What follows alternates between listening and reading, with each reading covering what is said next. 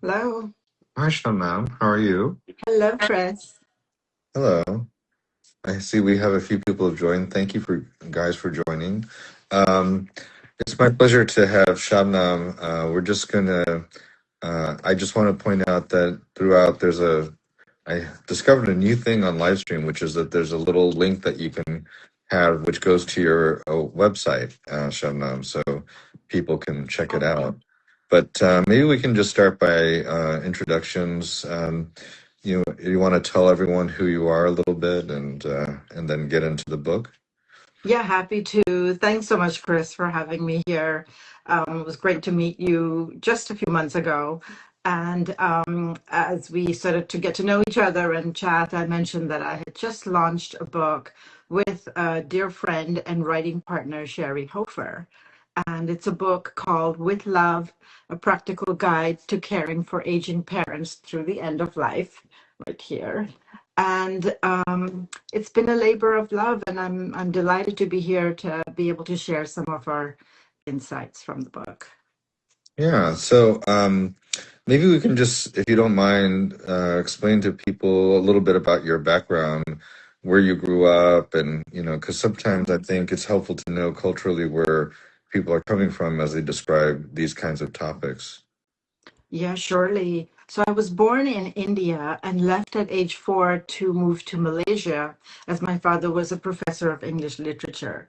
So I grew up in Malaysia and at the age of 18 moved to America to go to college. And so I say I'm a double immigrant. You know, we were immigrants in Malaysia, and then I've been an immigrant in America, and happy to call America my home since the 80s. So I think that gives some cultural perspective as well, learning to adapt, learning to, balance across different cultures. I came to Smith and did a bachelor's in biochemistry and economics, the usual Asian story of, being interested in STEM. And then I started a career in clinical trials management. It sort of combined my interest in biology and business.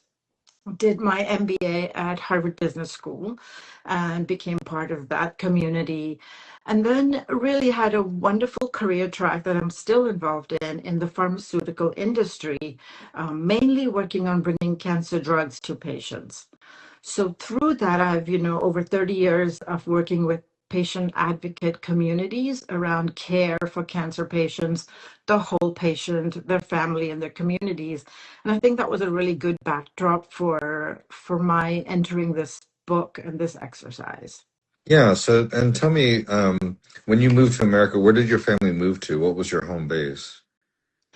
So I came alone as a student to Smith College. Oh, So that okay. was So your Northampton, parents were not with Massachusetts. you. They were back in Right. Indonesia or My parents stayed on in Malaysia. Malaysia. I'm My sorry. dad Yeah. was a professor. He taught at three different universities. They spent 10 years in Singapore, and they loved that community and had all of their friends. And, we talked about them moving to America along the way, but it would have taken my father away from his teaching. He taught full time until age 78. So these were choices that we didn't think about the implications at the last stage I see. when, So up to the end, he was living in Malaysia while you were yes, having your career here in America. that's right. So mom and dad were in Kuala Lumpur all the way to the end in their home. And I have an elder brother who was in Australia, still lives in Melbourne, Australia, and a younger brother who lives in California. So parents in Kuala Lumpur, is that Brooklyn? Mhm. Yeah. Sorry. Go ahead. And so parents in Kuala Lumpur, but all three children very far away. And that also had implications for, their end of life care. I see.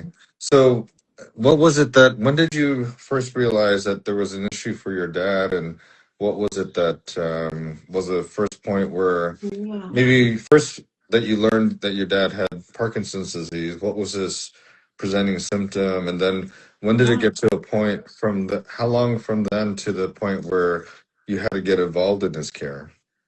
Right. So dad was teaching full time and very active even till about age 76 or 77. And then we started noticing his feet were shuffling. There was a tremor in the hands, and it turned out it was a diagnosis of Parkinson's. Now, with all of the care and the great doctors, including Dr. Lee, who I talk about in my book, we had the best support, really the medications and everything, and exercise and physical therapy. And he did great for 10 years. He had to stop teaching because he couldn't drive, which was sad, but he did really good. And my mom was the real incredible caregiver, almost exhausted herself in that care. So 10 years was great. And then there were these sort of step down, declines, harder to walk, fell and broke his leg. Mm. There was a little bit of confusion mentally, and then pneumonia, which is often the older person's disease. One time when he had pneumonia, he said, "Dear, next time let me go." And I couldn't. And the next time he had pneumonia, I rushed back, and we wanted to be the heroic children, taking care of the parent and bringing them back to health. But as you get into later stages of illness like Parkinson's, it gets harder for the patient to recover in any way. And so his last year, 2016 to 17, were really tough with the feeding tube. And, once you're not able to eat, it's really sad and difficult. So one of the things I regret was, how to think about when to listen to the person versus trying to be the hero and everyone applauds you, you're the heroic children. But it was a very hard last 6 months to a year. He passed away in 2018. And by then, mom had already been diagnosed with dementia. Mm. So now you have two parents who are in need. So we were grieving dad. I was a mess, but in a way, we were already grieving my mother because she had changed so dramatically from who she was. And for anyone who has a parent with Alzheimer's and dementia, that journey is very, very tough because you see your parent, but they're really not your parent. They're not really a child. And it's a whole different ballgame and how to do things that are right for them and right for you at the same time. Yeah, So unfortunately, my father also has dementia, and I've written sorry to about this. hear. You lose them Yeah. before they go, and Yes. he's still alive, but he's not who he was. So you kind of have already lost him, but he's alive, and you care for him. And then, Yeah. in my case, he's still alive, but we're anticipating kind of a second loss in a way, if you know what I mean. I do indeed. And so many people around us, right? Because we're living longer, it's just the math. People are living with things like Alzheimer's for a long period of time. And so it's almost easier for the person themselves than all their family because you see them change and be something different. It's a very, very hard journey to follow. So mom in during the COVID pandemic was still in Malaysia. I was in America. My brother's in California and Australia, and there was a lockdown. Mm. So we couldn't go back to her for the whole year. And she passed away, I think, really from loneliness. She would say, like a child, "I don't know why no one's coming to me." It was really heartbreaking. So I did her funeral with the help of friends on the May I ground in ask, Malaysia. when did she pass? Like when? 2020 in Oh, September. during 2020, during the lockdown still. During the lockdown. So the funeral, I couldn't get in there. I had amazing friends in Malaysia, high school friends, who took care of everything. And I was on WhatsApp, and it was a terrible way to send a parent off because you don't have closure.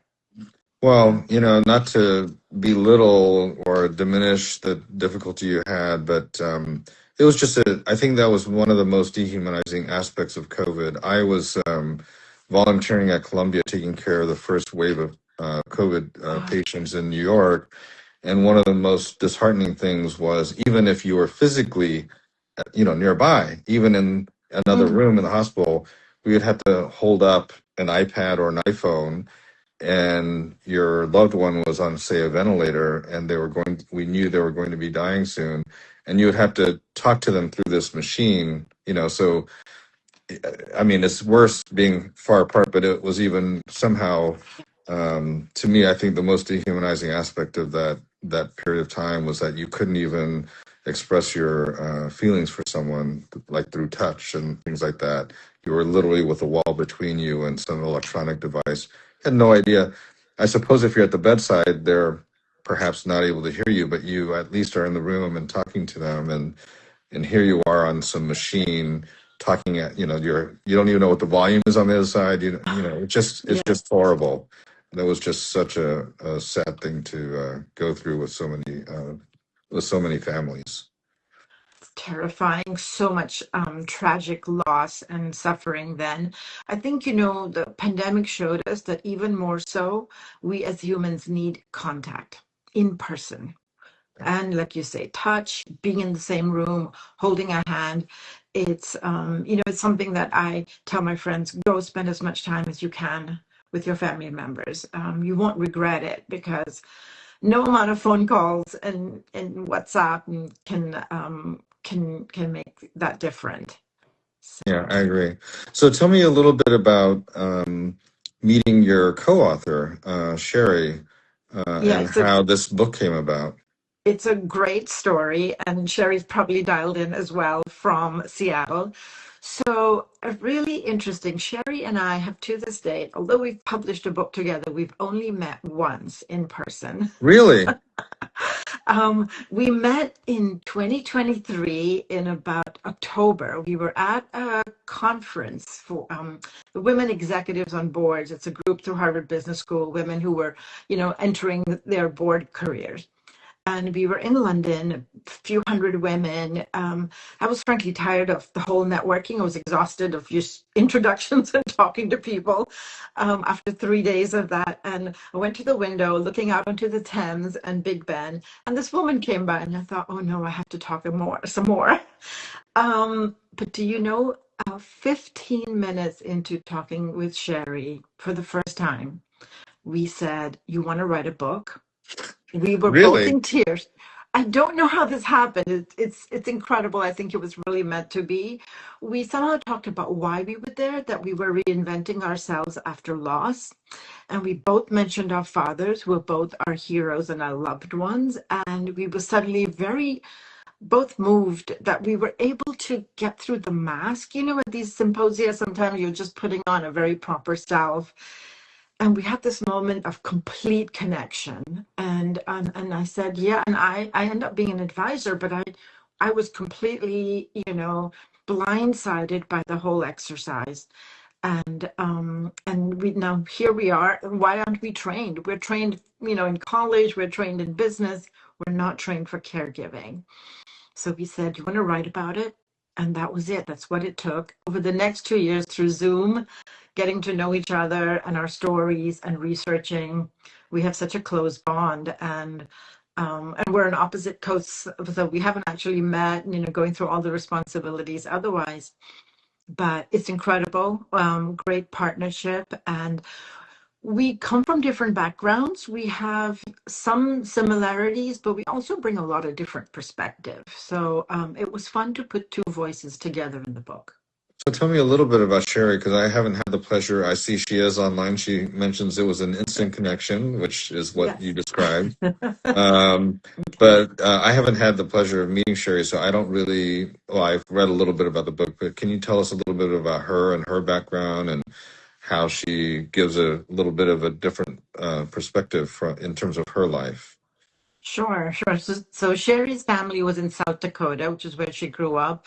Her father Oh my was a gosh, I world. forgot about this. You know that my wife grew up in South Dakota. Oh, no. So you and Sherry will have to chat as well. Yeah, it's very special. Not that many Um, South Dakotans you meet in New York. no. I think Sherry's my only one that I've met. And so Sherry grew up in a Catholic family, very warm and close, and lost her mother in 1999, so quite early. And in her 40s discovered that she was going to be a caregiver for her father, who had Alzheimer's. So her father stayed on in South Dakota, and Sherry was by then living in Seattle. So again, distance, right? enough to be a challenge when things were getting progressively harder. Sherry and her siblings realized that they needed to worry about their dad's safety.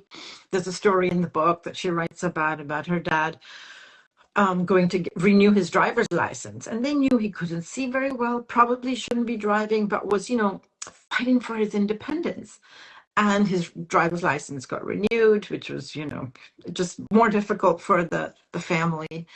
And finally, they had to make the really tough call to relocate him. And, as with many elders, who wants to leave the place where they are most comfortable? But the children had to say, Dad, we're moving you to Washington where we can better take care of you. So that was a tough relo, but in the end, there were some unforeseen benefits. The grandchildren got to spend time with their grandfather, which was really precious, and it did make things more manageable when there was nursing homes and hospitals involved. So Sherry and I both faced challenges in managing work and care. Sometimes less supportive environments than others. And I think this is why, partly why we were driven to write the book. We need to bring this conversation out into the mainstream. Companies need to be supportive. We found so many people feeling really alone, wanting to let out their stories, but not feeling comfortable doing it. And it's one of the biggest goals for our book. Be open, talk to each other. You're not alone. Build your tribe, build your community and your support. And this is a labor of love. So there's labor and there's love, right? There is a real deep purpose in it.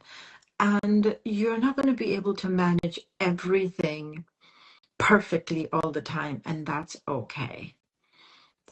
So with Yeah. Sherry, and again, health issues, Sherry and me both, when you keep stress inside and you don't ask for help and you don't take the care even from strangers, it's really toxic to your body. So both of us had years of sort of recovering from the stress that and the impact on our health and our mental health as well. So a call out to everyone who is walking this journey to ask for help, to be kind to yourself, to reach out to colleagues and friends. And I think you give people an opportunity by letting them help you as well. So don't try I to be a think, hero. yeah, I agree. One of the things that I've experienced with my mother, and I'm curious about your mother because she was taking care of your dad for so long, is this she was insistent on trying to take care of my dad by herself, even though it was getting more and more unmanageable. And even before it became, we finally did put him in a dementia care center last year. But long before that, one of my concerns was that I think her health declined because she was less active. She spent all her time taking care of him and didn't attend to her own self, both in terms of her physical health, meaning exercise and things like that, as well as her social interactions. She basically spent all her time just taking care of him instead of seeing her friends and doing things like that, becoming increasingly disconnected. And I'm just wondering if your mom kind of went through anything like that. So similar, Chris, as you're talking. I just envision my mother. It became a sort of her mission, right? And I think she felt like she was judged by how well my father was doing, which is all impossible when you have Parkinson's and it's progressing. And so she stopped, she wouldn't leave him. And actually, Dad was getting very fearful when she would leave even for a couple of hours. So all the social life went away. She started receding, lost so much weight, and was just, I think, trapped in this world of care. And I think there was some resentment along the way, you know? I can only imagine. I feel like with my culturally, I mean, it's not unique, but I'm Korean American, and like you said, my mom, I think, to some extent, felt like the duty of her duty is to her husband, and so for her to even consider not doing, dedicating her whole life 24/7 to his care and thinking about herself would be like being a bad spouse, if you will. And That's right. so, and I would try to point out to her, like, you need to have a life, you need to get caregivers involved, but she refused. And it was very difficult to watch her. And then what was also interesting was I was really concerned when we did transfer him to dementia care center because I was curious, like, what that transition was like. I went, spent a week at home just to help her with that transition. She lives in Oklahoma, so not nearby. And I was surprised because actually the actual transfer of him to the facility was not as traumatic as I thought it would be. Mm. Although, interesting enough, at some random point, like a couple days later, she burst out in tears, so clearly she was going through things, but it was not as overall as traumatic as I thought I was worried it would be. But then as I talked to her in the weeks afterwards, she would talk about the fact that, oh, I couldn't get out of bed all of yesterday. And I kind of queried her through, I'm a neurologist by training. So I queried her through, the depression things and, kind of gently kind of said, well, have you thought about, um, your mental state and your depression? Do you feel like talking to someone? Again, culturally for Koreans, we don't talk about mental illness. We don't go to see therapists, all this kind of stuff. But it's just been a difficult time to try to counsel her, being the now, and she doesn't have dementia, but she has, she's had rheumatoid arthritis, and then she has this situation. So it's been quite a challenge because you have to deal with both things at the same time. So complex, isn't Yeah. it, to balance everything? And what you said about, cultural. I mean, I think every culture has it to some degree. Maybe in Asian cultures, we're more tied into, a very strong contract between spouses or between parent and child. But we run into the same issues where you're locked in, it's not working for everybody, you're all suffering, but you're not able to change it at all. So I think, again, just conversations about how we can make this better and, be more open about what we're feeling and what kind of help and what kind of, options we have as well. And just not trying to be the hero. My mother, when we lost my father, and she was already, I think she's clicked into dementia even more when the weight was lifted. I think it was almost an escape, that she became childlike and suddenly she was eating, she looked healthy, she looked happy, and we were like, oh my God, she really was suffering under the burden of care. So Yeah. just It's things like to this watch out for. terrible collateral damage, right? Yeah. And I think it's sometimes underappreciated until you're in the middle of it. Well, speaking of that, let's go into how you organized your book and how you thought about it. What do Yeah. you have in the book? So we know that you and Sherry both share some of your stories to like kind of help people understand that maybe some of these stories resonate, that they're not alone having these experiences. But what other things did you do in your book to try to help people with the stages of giving care and things like that, and to try to help Yeah. them? Because you call it a guide, and I know I have a link to your website, which you call a guide to Yes. care. So do you want to tell us a little bit Sure. about that? Yeah, sure. So we think of it as a roadmap, and it's whether you are not even entered into the full caregiving journey, or if you're already in it on a day-to-day basis, or if you're past and you're sort of recovering and reinventing yourself. So when we say a framework, it's about things that you could think about even when everything is going well.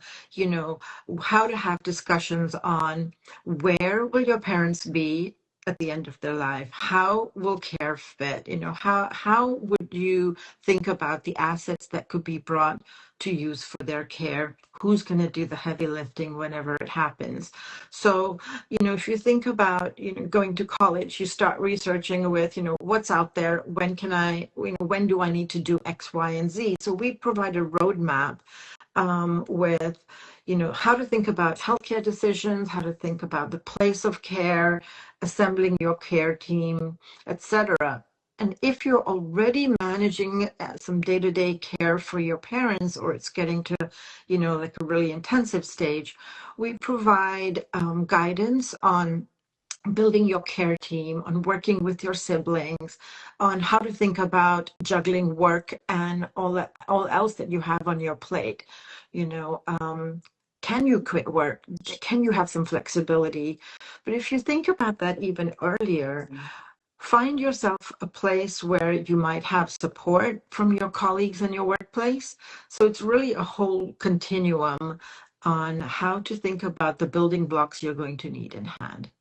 The last stage of the book, the last set of chapters, is dealing with loss, the actual moment of loss, how to think about how to manage yourself and your grief. And a lot of us have kind of loss of identity. We may have lost our career momentum. We've been through such a heavy lift for a long time. You have to sort of come off it and reset, right? People talk about feeling kind of an emptiness when they no longer have to devote a part of their brain to the everyday thought process around their parents. So it's a journey, and resetting yourself to be able to find joy, to recover your sense of self and health. So 3 segments. Within each of those, like managing career and care, we each talk about our stories so people can get some perspective, when things went well or didn't go well, and then what we would have hoped to have known, what we would have done differently, so that people can think about this and not have to, be like us, figuring it out every minute, and not always in the most effective way. So it's a heads up. It's not answers. We're not medical or legal or financial consultants, but Keep he's going. getting in Sorry. the comment. That's all right. Joining the conversation.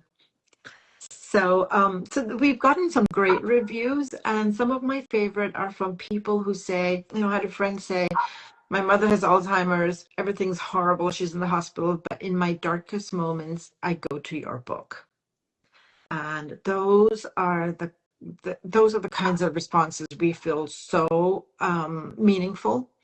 And so use the book as a way to initiate dialogue. I know 25-year-olds who are using the book to start having conversations with their parents, which is great. Yeah, I think that's a good point. I think that it's never going to be easy. It doesn't matter how much you prepare, but I think if some of these things like, thinking about power of attorney and a living Mhm. will and having directions on resuscitation and things like that, it's much more helpful to have those conversations when things are going well than when things are acute and all sorts of things are crashing. Yeah, it's something that Sherry really emphasizes whenever she gives talks as well, is don't avoid the conversation, because you will really do yourself a favor if you have some dialogue, just even in light moments, just start sort of pinging that topic with your loved ones. And yes, get your paperwork in order and save yourself all a lot of difficulty in moments of crisis. Yeah, Yeah, yeah, yeah. yeah, And don't carry the burden alone. You're not alone. I think I don't know, society sort of conditions us to be silent. When I left my big company role at Otsuka to go take care of my parents full time, I was overwhelmed by the number of people who came to me one-on-one and said, I'm taking care of my mother. I'm taking care of my father. I'm I'm envious of you that you can quit work. I cannot. I need my paycheck. So there was just so much, Chris. I probably had 150 conversations and these were all people who were around me all the time. Nobody had raised this topic, and people want to share, and people get a little relief when they say, oh yeah, me too. yeah. No, I completely agree. I'm just curious then, what you would want to see different in the workplace with regards specifically to this. Do you think that there should be support groups, specific solicitations, Yeah. what kinds of things do you think workplaces could do to foster better community, better sharing of this burden? Great question. And I've spoken to some people, like at PwC, they have part of their employee assistance program includes elder care. So, along with childcare, or if you're dealing with somebody who has a substance abuse problem, elder care being teased out as an area of great need. Flexibility, we already have a Family Leave Act, but that itself is not enough. I think it's about making people feel comfortable that the culture of the company supports people needing a bit of space, a little bit of flexibility, a lot of applaud for really doing the right thing as well. I think when you have people feel supported, they're going to come to work much more fully as well. So systems, support groups, financial support, I think we need to do better on all of these fronts because it's not there yet today, equivalently across the corporate structure. We've done a lot better on childcare. And that's it's sort of a happier, easier topic. So I think there's a big feel good. In the same way, we should bring and really elevate elder care as this other stage in life that many employees are going to face, where they need to balance and juggle across work and home. And the companies that are going to be on the front edge of keeping their employees motivated and on board are going to be those who recognize more of us are going to face more time in that journey while working. Yeah, I agree with that in general. I feel like it's the kind of thing where, just in general, just part of the holistic view of the employee, if you want the best out of the people in your workforce, it's really helpful to have these kinds of supports, whether it's about mental illness, whether it's about, like you were saying, childcare, whether it's about elder care. I think this is one way. I think that another way to think about it, maybe as a motivation, is for employers to compete for talent, and I think that's a good way to go. Competing for talent, retaining them, and really motivating them for the long term. I left Otsuka, but they were so good to me. I would go back sometimes when Dad fell and broke his leg and I was gone. There was another time when he was ill. They never said, "When are you coming back?" You know, it was incredible. And I'm still so, so supportive of the company and the leadership till today. Because everyone in the US and in Japan said, "We got you. We're going to cover, everything." And these are lifelong memories. When people help you when you're in a time of need, it goes a long way. I will do anything to support that company. Others are not as comfortable, Chris. There's still a lot of bias. The sort of feeling, oh, well, if you're doing so much on elder care, well, how can you do your job fully? Yeah.